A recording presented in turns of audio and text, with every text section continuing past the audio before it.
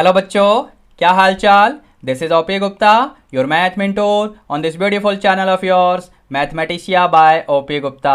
तो आज की क्लास में हम लोग अल्फा टेस्ट सीरीज नंबर 7 का सॉल्यूशन डिस्कस करने वाले हैं फॉर क्लास 12th मैथमेटिक्स, जिसका टॉपिक चलिए मैं आपको दिखाता हूँ। यहाँ पर आप देख पा रहे होंगे आज का टॉपिक होगा इंटीग्रल्स, जिसमें हम इंडेफिनिट इंटीग्रल्स के टेस्ट का सॉल्यूशन डिस्कस करेंगे। इस टेस्ट का पीडीएफ ऑलरेडी टेलीग्राम और व्हाट्सएप ग्रुप में शेयर किया जा चुका है। अगर अभी तक आपको ये टेस्ट नहीं मिला है तो इस वीडियो का डिस्क्रिप्शन बॉक्स भी चेक कर सकते हो, वहां पर पीडीएफ लिंक मिल जाएगा। मोर ओवर टेलीग्राम का ग्रुप ज्वाइन कर लेना, वहां पर आपको इस टेस्ट का पीडीएफ तो मिलेगा ही, बाकी दूसरे टॉपिक्स के टेस्ट भी मिल जाएंगे और असाइनमेंट्स भी मिलेंगे।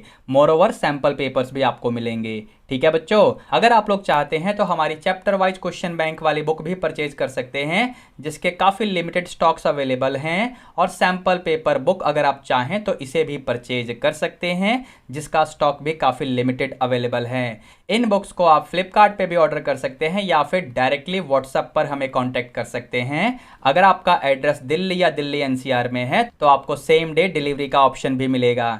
ठीक है बच्चों, अब without wasting much time let's start the solution of alpha test series number 7। तो ये रहा बच्चों ATS 7 बेस्ड ऑन इंटीग्रेशन। तो चलिए स्टार्ट करते हैं। क्वेश्चन 1 से लेकर क्वेश्चन 5 तक 1 मार्कर क्वेश्चन है। तो सबसे पहले क्वेश्चन में हमें एंटी डेरिवेटिव फाइंड करना है इस फंक्शन का। मैं यहां पर इंटीग्रेशन का साइन लगा देता हूं और यहां पर dx। एंटी डेरिवेटिव का मतलब इंटीग्रेशन ही फाइंड करना होता है बच्चों, तो इसका हमें इंटीग्रेशन फाइंड करना है। यहां पर हम किस तरीके से करेंगे ध्यान से देखना। मैं यहां पर 3 टू द पावर x को t सब्स्टिट्यूट करने वाला हूं, जिसका हम अगर डेरिवेटिव लेंगे तो ये बनेगा 3 to the power x into में log 3 इंटू में dx। Now that will be written as dt over log 3। कुछ समझे? यहां पर 3 to the power x into log 3 आएगा ना, log 3 को RHS में dt के नीचे लिख दिया मैंने। अब इस चीज को अपने इंटीग्रल में देखो तो यहां पर 3 टू द पावर x और यहां पर है dx। इन दोनों की जगह पे हम ये लिख लेंगे dt अपॉन log 3, और यहां पर ये है 3 टू द पावर x, यानी ये क्या बन जाएगा, ये बनेगा 3 की पावर में t और ये हो जाएगा dt अपॉन में log 3। ठीक है बच्चों, अब यहां पर 3 की पावर t का हम इंटीग्रेशन करेंगे तो ये क्या बनेगा, दिस विल बी 3 की पावर t अपॉन में log 3। ठीक है बच्चों, और यहां पर ये log 3 डिनोमिनेटर में पहले से ही प्रेजेंट है तो इसे 1 अपॉन log 3 मैंने लिख दिया, प्लस में कांस्टेंट ऑफ इंटीग्रेशन।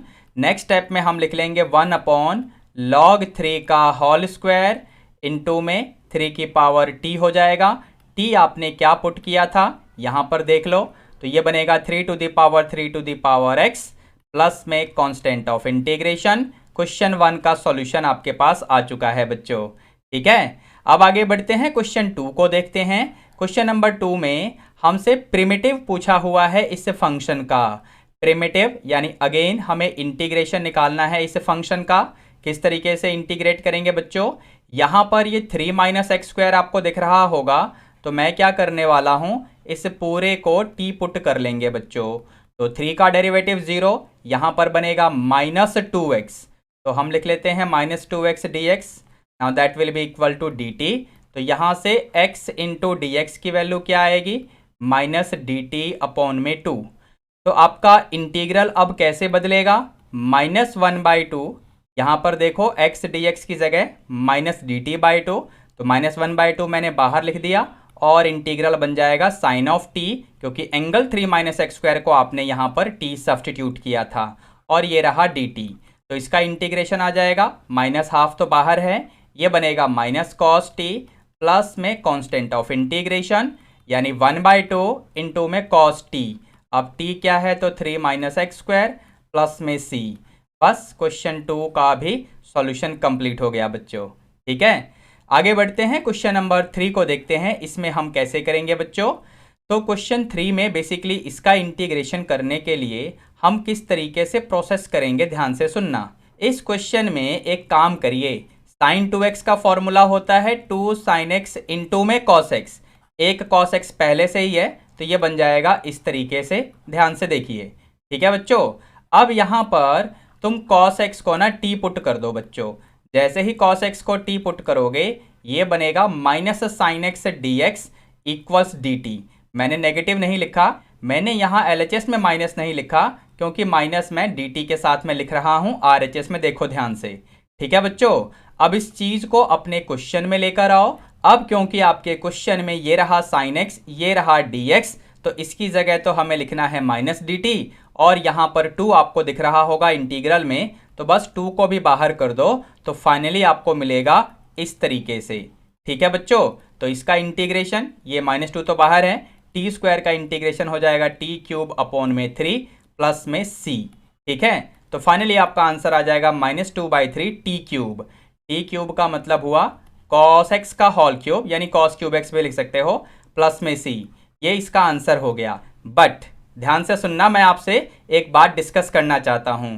क्या इस क्वेश्चन में हम 2 से मल्टीप्लाई डिवाइड करके, इस वाले स्टेप में ही 2 से मल्टीप्लाई डिवाइड करके यहां पर कोई ट्रिग्नोमेट्री का फॉर्मूला लगा सकते हैं? कौन सा फॉर्मूला? ध्यान से देखना, स्क्रीन पे आपके लिए लिख रहा हूं मैं, ये वाला फॉर्मूला।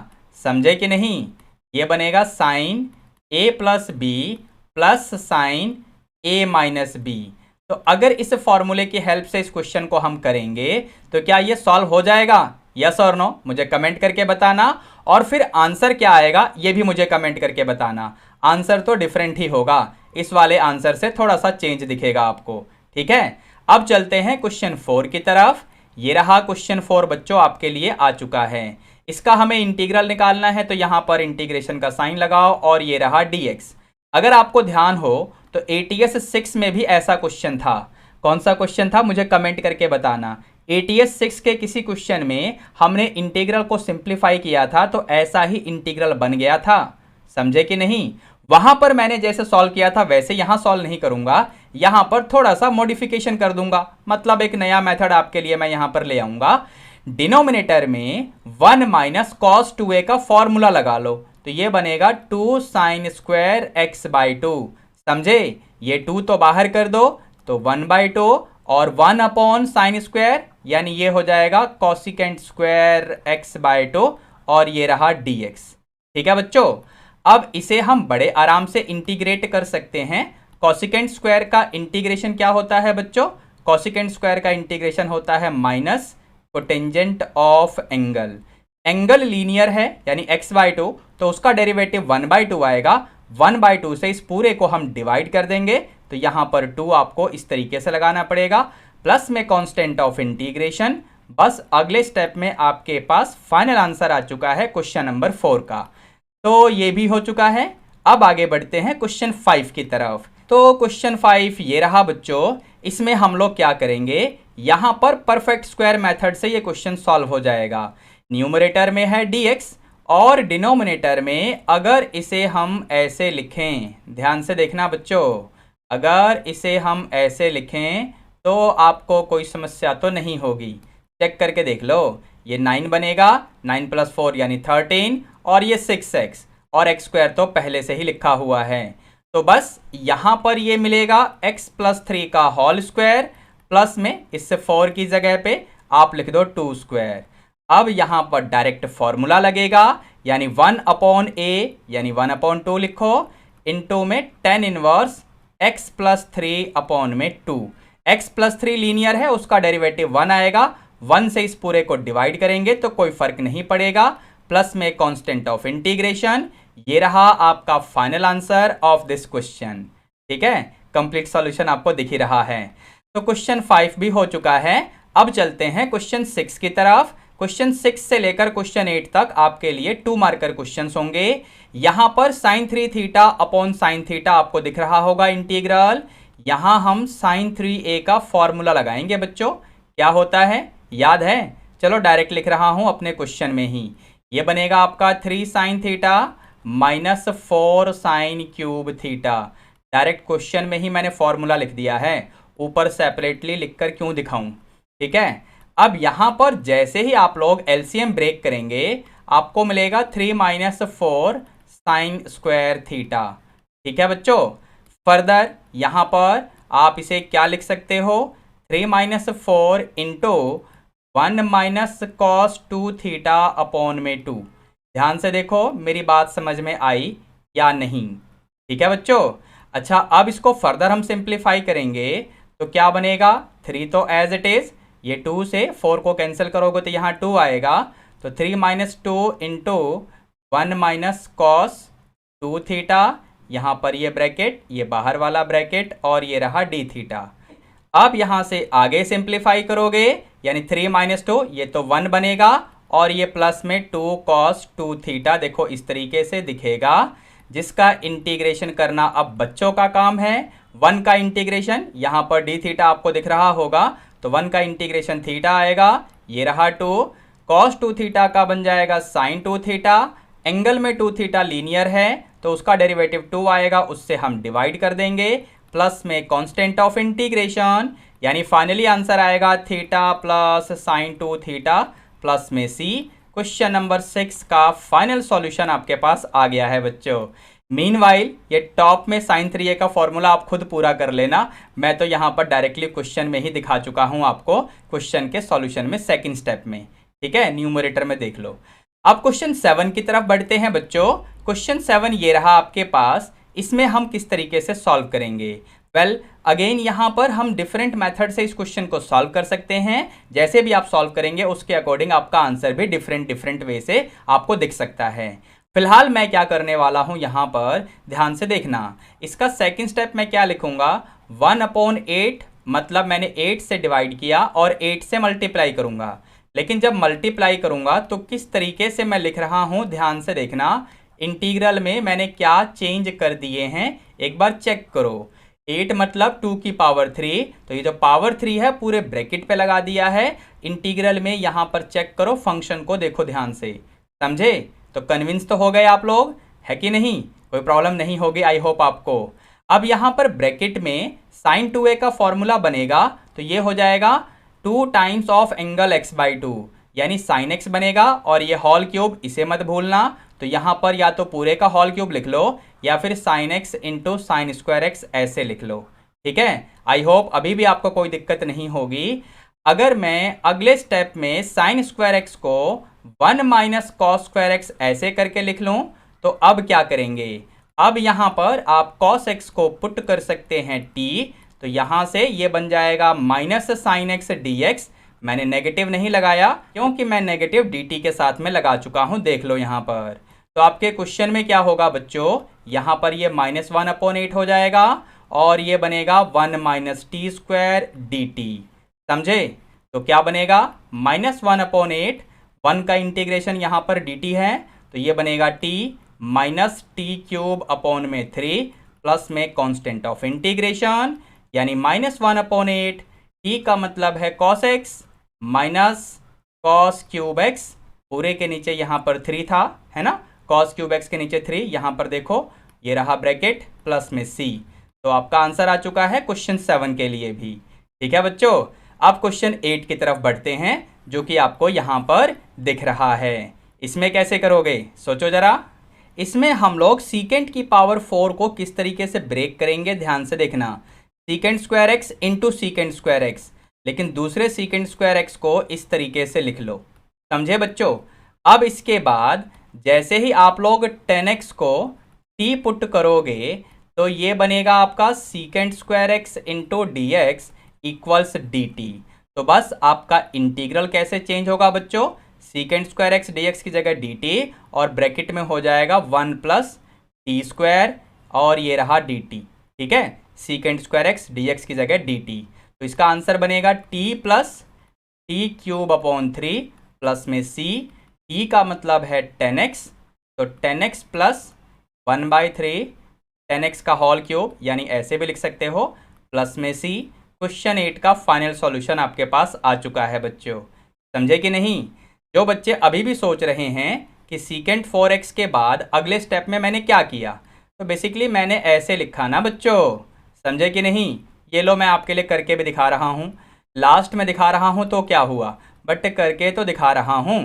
तो इस तरीके से मैंने second step of the solution for this question को लिखा था, ठीक है। अब आगे बढ़ते हैं क्वेश्चन नंबर 9 की तरफ। क्वेश्चन 9 जो कि यहाँ से आप देख पा रहे होंगे 9 से लेकर 11 तक 3 मार्कर क्वेश्चंस हैं, तो क्वेश्चन 9 भी 3 मार्कर ही हुआ। तो इसमें कैसे सॉल्व करेंगे, ध्यान से देखना बच्चों। अगर मैं x की पावर 6 से न्यूमरेटर में मल्टीप्लाई करूं और डिनोमिनेटर में भी, तो यहाँ पर पहले से ही x है, तो ये बनेगा x की पावर 7। समझे? x की पावर 6 से न्यूमरेटर को मल्टीप्लाई किया और डिनोमिनेटर को भी मल्टीप्लाई कर दिया। इस तरीके से आपको मिल चुका है। अब यहाँ पर आप x की पावर 7 को टी पुट कर लो, ठीक है ना। तो ये बनेगा आपके लिए x की पावर 6, यहाँ पर 7 भी आएगा, इनटू में dx, जो मैंने 7 यहाँ नहीं लिखा उसे dt के नीचे लगा दो इस तरीके से।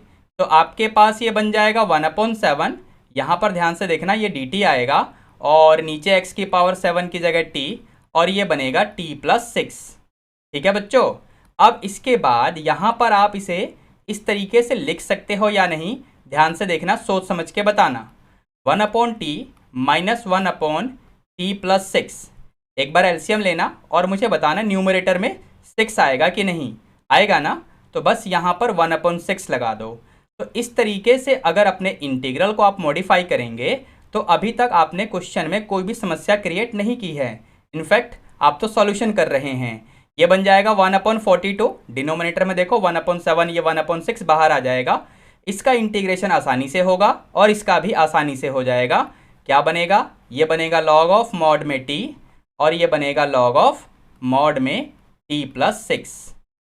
ठीक है बच्चों, प्लस में कांस्टेंट ऑफ इंटीग्रेशन 1/42। आपका मन करे तो log की प्रॉपर्टी भी लगा लो, तो log ऑफ t/t+6, और इस पूरे का मॉडुलस तो है ही। अब t आपने क्या पुट किया था बच्चों? उठा के ले आओ ऊपर से।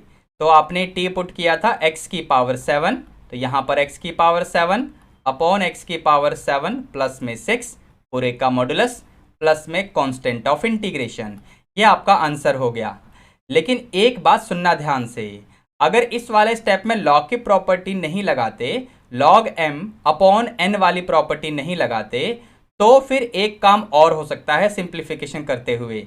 अब अगर उस काम को करोगे तो उसके लिए log की ये वाली प्रॉपर्टी लगेगी, समझे। लेकिन उस केस में आपका फाइनल आंसर क्या आएगा, ज़रा मुझे कमेंट करके आप बताना।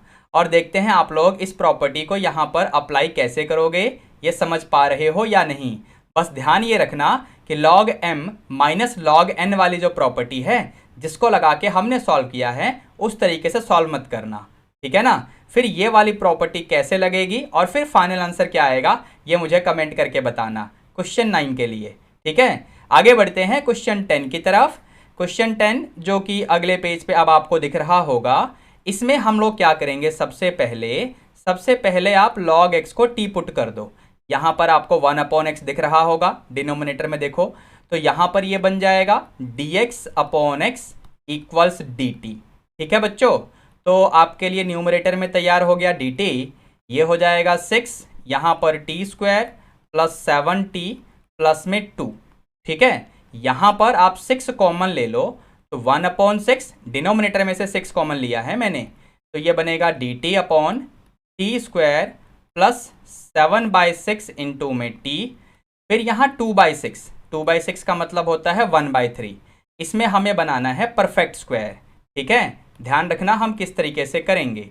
यहाँ पर dt पहले से ही है, 1/6 बाहर मैंने लिखा हुआ है। यहाँ पर ये t² है, ये है 7t/6। तो यहाँ पर t का कोफिशिएंट क्या है बच्चों, तो 7/6। इसका हाफ करेंगे यानी 1/2 से मल्टीप्लाई करो तो 7/12 आएगा, तो उसका होल स्क्वायर बनेगा 49/144। ये प्लस कर दो और इसी को हम माइनस करेंगे, तो यहाँ पर पहले से 1/3 है, माइनस 49/144। ठीक है बच्चों, इसको हम फर्दर सिंप्लीफाई करेंगे, यानी इन दोनों को हम एलसीएम लेके फर्दर सिंप्लीफाई करेंगे। इस वाले में आपका परफेक्ट स्क्वायर बन चुका होगा। ध्यान से देखो, समझ में आ गया हो तो बढ़िया, वरना कोई नहीं। अब मैं लिख देता हूँ, ये बनेगा आपके लिए t+7/12 का होल स्क्वायर। ठीक है, इसमें a प्लस भी होल स्क्वायर ओपन करोगे तो यही बनना चाहिए, जो कि बन भी रहा होगा, आपने देख लिया होगा। ठीक है बच्चों, अब इसके बाद इसमें हम एलसीएम लेंगे तो ये बनेगा 144, यहाँ 48 माइनस 49, यानी ये हो जाएगा -1/12 का होल स्क्वायर। एक बार ध्यान से देखिए, मेरी बातें आपको समझ में आई या नहीं। ठीक है बच्चों। अब इसके बाद डायरेक्ट हम फॉर्मूला अप्लाई कर लेंगे इंटीग्रेशन का। ये बाहर 1/6 है, इसे मत भूलना। तो यहाँ पर बनेगा 1/2a, a का मतलब है 1/12। फिर आप लिखोगे log x माइनस a, यानी t प्लस 7/12 माइनस 1/12, पूरे के नीचे x प्लस a, यानी t प्लस 7/12 प्लस 1/12 और पूरे का मॉडुलस। अब यहाँ पर ये t प्लस 7/12 जो है ना, ये लीनियर है, इसका डेरिवेटिव t के रेस्पेक्ट में 1 आएगा।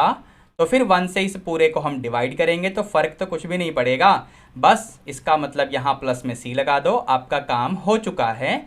अब अगले स्टेप में हमें यहाँ पर सिंप्लीफिकेशन करते हुए t की जगह पे log x भी रखना है, जो कि आपने सबसे पहले पुट किया था टॉप में। देखिए चलते हैं आगे, यहाँ पर हम सिंप्लीफाई कर लेते हैं, क्या आएगा ये बाहर 1/6 पहले से ही है, यहाँ पर इसको सिंप्लीफाई करेंगे तो ये बनेगा 2 6 मतलब 6 ऊपर जाएगा तो ये कैंसिल हो जाएगा।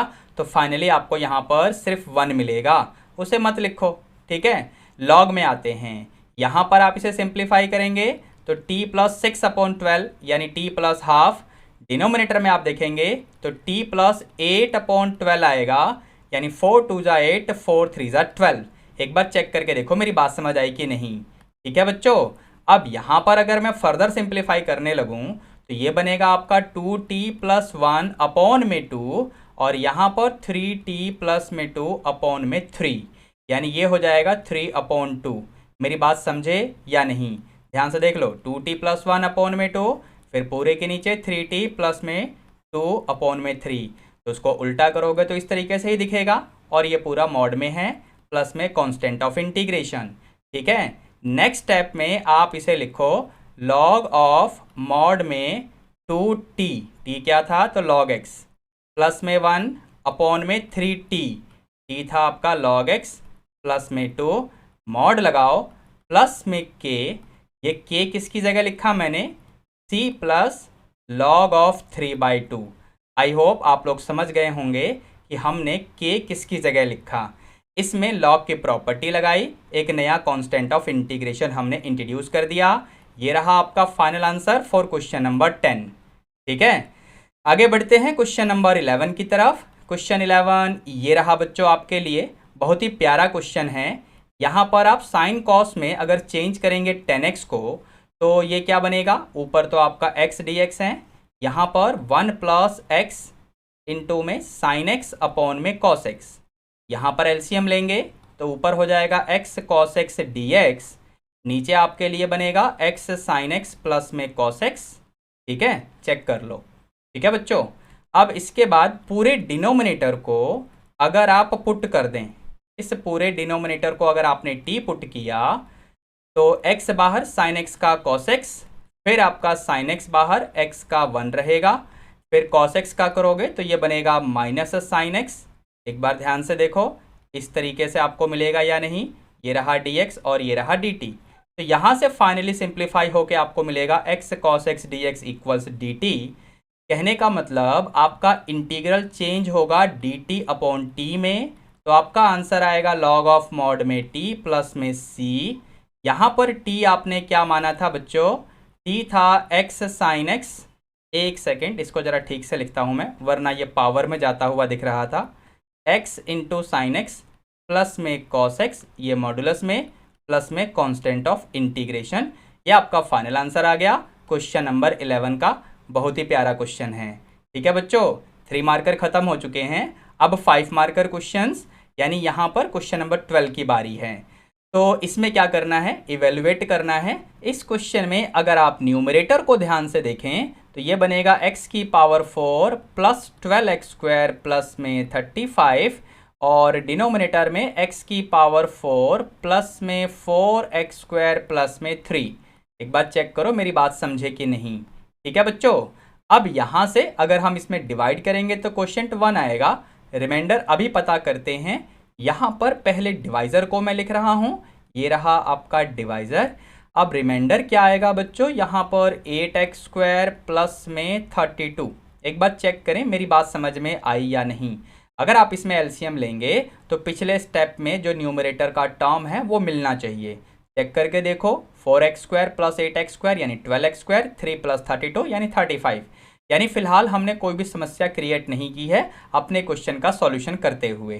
ठीक है बच्चों, यहाँ इस 1 का इंटीग्रेशन तो आसानी से हो जाएगा, सारी समस्या के जड़ में ये है। अब इस समस्या का निवारण कैसे होगा, चलिए हम देखते हैं। इसे मैं फर्स्ट इक्वेशन बोल देता हूँ और इसके बाद यहाँ पर जो सेकंड वाला टर्म आपको दिख रहा है यानी 8x² प्लस 32, इसे हम कंसीडर कर लेते हैं। डिनोमिनेटर में जो भी चीज़ लिखी हुई है ना, ये बनी थी x² plus 3 into x² plus 1 से। याद करो, यहाँ पर देखो मैं सिर्फ इस टर्म की बात कर रहा हूँ, 1 का इंटीग्रेशन तो इजीली हो जाएगा। इसको हम किस तरीके से सॉल्व करेंगे ध्यान से देखना। मैं यहाँ पर लिख रहा हूँ 8y प्लस में 32 अपॉन y प्लस में 3 और यहाँ y प्लस 1। अब इसे हम लिखेंगे a upon y plus 3 plus में b अपॉन y प्लस 1। अगर आप लोग समझ गए हों तो हमने बेसिकली y लिखा है x² की जगह पर। ठीक है ना, इतनी बात तो आपको समझ में आ गई होगी। अब यहाँ से हमें क्या करना होगा बच्चों, a और b की वैल्यू निकालेंगे। तो फिलहाल अगर मैं इसको एलसीएम लेकर सॉल्व करूँ तो a इंटू वाई प्लस 1 और ये b इंटू वाई प्लस 3। ठीक है, दोनों ही तरफ आप y के कोफिशिएंट्स को कंपेयर कर लो और फिर कांस्टेंट को कंपेयर कर लो। a एंड b में दो इक्वेशंस बनेंगी जिनको सॉल्व करने के बाद आपको a की वैल्यू मिलेगी और b की वैल्यू मिलेगी। ठीक है ना, तो यहाँ पर बेसिकली मैं तो निंजा टेक्निक से सॉल्व करूँगा। a की वैल्यू निकालने के लिए हम क्या करेंगे, y प्लस 3 वाला फैक्टर 0 कब होगा, जब y की जगह -3 पुट करेंगे। तो y की जगह -3 हम इसमें पुट कर देंगे यानी इसमें पुट करेंगे। ये सारा रफ वर्क होता है जो कि आपको रफ में भी नहीं दिखाना, क्योंकि ये मैथमेटिकली गलत है। क्यों गलत है मुझे कमेंट करके बताओ। क्वेश्चन 12 के लिए ये वाला काम मैथमेटिकली गलत क्यों है, लेकिन इससे आपके आंसर में कोई फ़र्क नहीं पड़ेगा, आपका आंसर 100% ठीक आएगा। ठीक है ना, तो यहाँ पर y की जगह -3 जैसे ही पुट करूँगा मैं तो ये बन रहा है, यहाँ पर क्या बनेगा, -3 यानी 24, 32 में से 24 गए यानी 8। यहाँ -3 पुट करोगे तो 1 - 3 यानी -2, तो ये बनेगा आपका a की जगह -4। ठीक है, फिर b की वैल्यू जब निकालने जाएंगे तो b के नीचे क्या है, यहाँ देखो y प्लस 1, तो यहाँ से y की जगह -1 हम पुट कर देंगे इसी इक्वेशन में। y की जगह -1 यानी ये तो ख़त्म हो गया, y की जगह -1 यहाँ पुट करोगे तो ये बनेगा 2b और यहाँ -1 पुट करोगे तो 32 में से 8 गए यानी 24, यानी यहाँ पर b की वैल्यू मिलेगी आपको 12। ठीक है बच्चों, अब जैसा कि मैंने आपको बताया ये जो काम है ना, जिसको मैंने निंजा टेक्निक बोला था ऐसे ही मज़े मज़े में, ये काम मैथमेटिकली गलत है। तो इसको रफ में भी मत दिखाना, अपनी आंसर शीट में बिल्कुल बैक में जाके करना, वहाँ पर जहाँ पर टीचर को पता भी ना चले कि आपने क्या किया। अगर ऐसे नहीं करोगे तो फिर आपके पास एक ऐसा मेथड होगा जिसमें आपका काफ़ी टाइम वेस्ट होगा। उस मेथड में हम क्या करेंगे, दोनों ही तरफ y के कोफिशिएंट्स को कंपेयर करेंगे, यानी 8 यहाँ पर देखो और RHS में a प्लस b। फिर कांस्टेंट को कंपेयर करेंगे, यहाँ देखो 32 और यहाँ पर आएगा a प्लस 3b। इन दोनों को सॉल्व करो, जब इन दोनों को सॉल्व करोगे ना तो फिर आपको a और b की वैल्यू यही मिलेंगी, पक्का बता रहा हूँ। ठीक है बच्चों, लेकिन जैसा कि मैंने कहा इसमें आपका टाइम वेस्ट होगा, समझ गए ना। अब यहाँ से चलते हैं इक्वेशन फर्स्ट में। तो जैसा कि मैंने पहले ही बताया था, इस 1 का इंटीग्रेशन तो इजीली हो जाएगा। चलो इसे हम अलग कर देते हैं और यहाँ पर इस पूरे के लिए हमने ये सारा काम किया है। तो यहाँ पर a की वैल्यू हम पुट करेंगे यानी -4 अपॉन y प्लस 3। लेकिन ध्यान रखना ये सब्स्टिट्यूशन नहीं था, ये आपने सिर्फ पार्शियल फ्रैक्शन के लिए रिप्लेसमेंट किया था। तो यहाँ पर y की वैल्यू जो भी थी मतलब x² वो एज इट इज़ पुट कर दो। ठीक है बच्चों, फिर इसके बाद b मतलब 12 dx अपॉन अब y प्लस 1 यानी x² प्लस 1। अब इसके बाद ये तो बच्चों का काम रह गया, तो यहाँ पर 1 का इंटीग्रेशन यानी x हो जाएगा, -4 बाहर, यहाँ पर ये 1/√3 और ये बनेगा tan इनवर्स x अपॉन √3। यहाँ पर 12 बाहर और ये बनेगा tan इनवर्स x प्लस में कांस्टेंट ऑफ इंटीग्रेशन। ये आपका फाइनल सॉल्यूशन है क्वेश्चन नंबर 12 के लिए। आप देख लो, यहाँ पर कंप्लीट आपके लिए विजिबल कर दिया है मैंने। ठीक है बच्चों, अब आगे बढ़ते हैं। इसका एक अल्टरनेटिव भी है जो कि लास्ट क्वेश्चन है। आज के टेस्ट का यानी ATS 7 का। यहाँ पर आपने देख लिया होगा अल्टरनेटिव। ठीक है, अब इसको सॉल्व कैसे करेंगे। यहाँ डिनोमिनेटर में एक साइन फंक्शन है और एक कॉस फंक्शन है। तो यहाँ पर हम क्या करने वाले हैं, कॉस ऑफ एंगल से मल्टीप्लाई भी करेंगे और डिवाइड भी करेंगे। एंगल का पता अभी हम थोड़ी देर में कर लेंगे, एंगल के लिए मैंने जगह छोड़ दी है। यहाँ पर लिखा मैंने कॉस। अब मैं क्या लिखने वाला हूँ, यहाँ पर मैं लिखूंगा x minus B minus of x minus A, यानी डिनोमिनेटर वाले जो एंगल हैं वो मुझे न्यूमरेटर में इंट्रोड्यूस करने हैं, सो दैट यहाँ पर वेरिएबल जो है ना वो कैंसिल होता हुआ दिखे आपको। तो x तो कैंसिल होता हुआ दिखेगा और फाइनली ये स्क्वायर ब्रैकेट में आपको a माइनस बी दिखेगा, यानी आपने cos a माइनस बी से मल्टीप्लाई और डिवाइड करना है। लेकिन मल्टीप्लाई वाले को आपको इंटीग्रल के अंदर इस तरीके से लिखना है कि डिनोमिनेटर में जो चीज़ें हैं ना, डिनोमिनेटर में जो ट्रिगो फंक्शन है उनके एंगल आपको न्यूमरेटर में कॉस के आगे लिखे हुए नज़र आए। ठीक है बच्चों, लेकिन जो मैंने डिवाइड किया है मतलब इंटीग्रल से बाहर रखा है उसमें आप इस तरीके से ही लिख दो। अब क्योंकि यहाँ पर x वेरिएबल है तो a और b तो कांस्टेंट होगा, तो a माइनस बी भी कांस्टेंट होगा, तो cos a माइनस बी भी कांस्टेंट होगा। मतलब आपने कांस्टेंट से डिवाइड किया और मल्टीप्लाई किया। मल्टीप्लाई करने वाले को इंटीग्रल के अंदर किस तरीके से रखना है वो तो मैंने आपको अभी एक्सप्लेन किया। ठीक है बच्चों, अब यहाँ न्यूमरेटर में आप cos a माइनस बी का फॉर्मूला लगा लो, इसे a बोलो और इसे b बोलो, तो cos a माइनस बी का फॉर्मूला लगाएंगे। अपार्ट फ्रॉम दैट बाहर ये क्या बन जाएगा, आप चाहो तो ऐसा ही लिख दो या फिर secant of a minus B भी लिख सकते हो। यहाँ cos a माइनस बी का फॉर्मूला क्या बनेगा, तो ये बनेगा cos a मतलब cos of this angle into cos of next वाला एंगल यानी cos a cos b, minus है तो plus sine a sine b, यानी पहले ये लिखो x माइनस बी वाला angle into sine of x minus A, फिर ये dx तो है ही, डिनोमिनेटर वाली चीज़ों को हम एज इट इज़ यहाँ पर कॉपी कर देंगे, यानी sine of x minus a cos of x minus b. अब जैसे ही यहाँ पर आप टर्म्स को स्प्लिट करेंगे, यानी ये बाहर वाला एज इट इज़, इंटीग्रल में टर्म्स को स्प्लिट करो तो यहाँ पर आपको कुछ चीज़ें कटती हुई दिखेंगी, cos x माइनस बी और ये cos x माइनस बी कटेगा, cos upon sine angle x minus A यानी कोटेंजेंट x माइनस ए। ठीक है बच्चों, यहाँ बीच में प्लस, इसके बाद साइन x माइनस ए वाला कटेगा, sine x minus b upon cos x minus b, यानी इसे हम लिखेंगे tangent of x minus b, बस इसके बाद यहाँ पर dx। अब इसका इंटीग्रेशन तो बच्चों का काम है कि नहीं, सीकेंट a माइनस बी, यहाँ पर ये क्या बनेगा log of sine x minus A. ठीक है, x माइनस ए लीनियर है जिसका डेरिवेटिव 1 आएगा, उससे इस पूरे को डिवाइड करेंगे। ठीक है, इसमें आओगे तो माइनस लॉग मॉड में कॉस x माइनस बी, ये जो एंगल x माइनस बी है ये भी लीनियर एंगल है जिसका डेरिवेटिव 1 आएगा, उससे इस पूरे को डिवाइड करेंगे।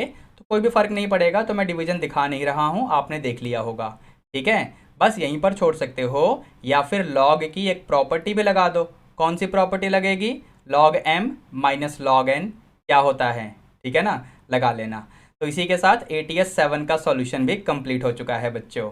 तो इसी के साथ हम लोग आज का सेशन वाइंड अप करेंगे, but before that don't forget to hit the like button and share this video with all of your classmates. Also subscribe to this beautiful channel of yours and turn all the notifications on, ताकि हर important video की update आप लोगों को time to time मिलती रहे। ठीक है बच्चों, चलिए मिलते हैं नेक्स्ट लेक्चर में। Till then be good, take care, all the best. Thank you बच्चों, बाय बाय।